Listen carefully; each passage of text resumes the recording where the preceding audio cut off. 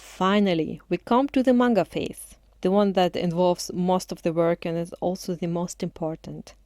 If you have finished the other steps by this point, it should be relatively easy to do, because you already have a plan of how many pages you want to do and what goes onto every page and into every panel, what is said, how the characters and the surroundings look, and so on.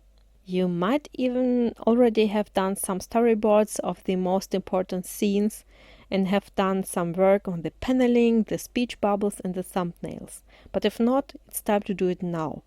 Let's start with page thumbnails, paneling and speech bubbles. So what are thumbnails? Basically, they are small rough drawings of your pages. They don't have to be detailed. In fact, you can just use stickmen. It's about readability and the composition of the page. But don't start filling them with the drawings yet. First, I would recommend you to start with the panels and the speech bubbles when drawing the page thumbnails. The form of the panels and the positions of the speech bubbles will determine how readable your manga is going to be later on. I won't go into detail here because I already covered the paneling and speech bubbles in my class about paneling. But the great thing about thumbnails is that they don't require too much work and you can redo them relatively easily, especially since they are really small. After you are satisfied with the thumbnails of the pages, you can enlarge them to a format that you want to work on. Usually it's twice as big as the format compared to the final printed version. So if you want to print on A5, you do your page at least on A4, though there are mangaka who work even on A3. The important thing is that the proportions remain the same. They are also called aspect ratio. But the bigger the format, the more work goes into it, so be warned. You can burn out drawing a full manga on A3. Believe me, I know. My first long project called Triple Witching Hour that I did for Tokyopop was done on A3 and I was exhausted at the end. I had to go on a break from drawing for months after that in order to recuperate. So at this stage with the clean pencil drawings you can go out as much as you want with the details. Depending on your inking style, you can create a blueprint to be followed with inking or give yourself basic directions. This is also the phase where you can best add effects and sound words. Next comes the inking. I won't go too much into detail here since I already addressed it in my inking classes. When inking traditionally, there are different ways.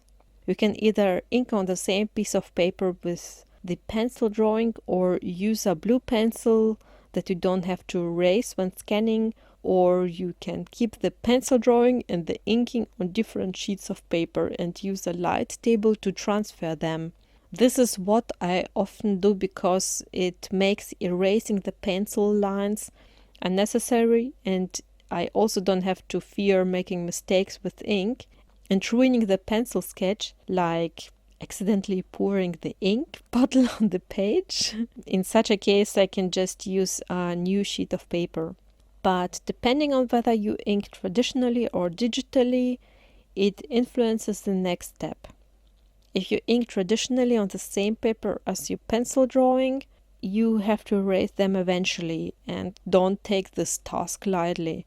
After erasing the pencil drawings of a whole chapter, my arm was basically useless for the rest of the day. And since you probably will be doing the lettering and apply the screen tones or the coloration digitally, you will also have to scan the pages. This will likely involve some sort of cleanup afterwards, so plan it into your schedule. Next come the screen tones. They can be done traditionally or digitally. For those who don't know, screen tones are those dots and patterns that you find in manga that indicate shadows, colors, patterns, textures, or moods.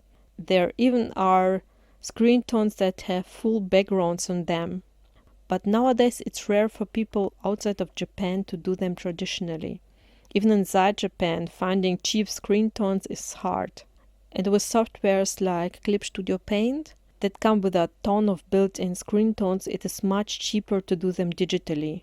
Though it is possible to do a manga without screen tones or coloration if your inking is good enough. The last part, the lettering, which means adding text to your page, are also done digitally nowadays. And don't underestimate the process, it takes a while. Even for a short story, you might spend a whole day adding the text. So don't assume that you will be done with it in an hour. Plan in the time.